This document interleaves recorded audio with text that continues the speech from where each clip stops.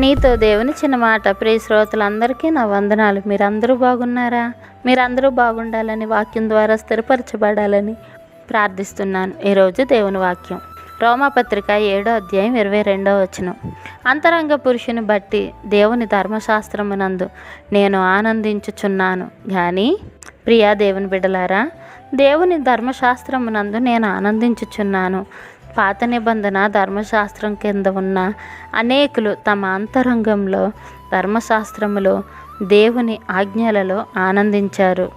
అదే సమయంలో ధర్మశాస్త్రం నుండి సహాయం ఆశించినంతకాలం వారు పాపపు కోరికలకు బందీలుగా ఉన్నారు. అదే రీతిగా నేడు సంఘంలో ఉండి నీతిని, పవిత్రతను, క్రీస్తు సువార్త యొక్క శ్రేష్టతను అంగీకరించిన వారైన, పునర్జన్మకు కారణమైన క్రీస్తు కృపను అనుభవించనందున వారింకా పాపానికి బానిసలుగా ఉన్నారు.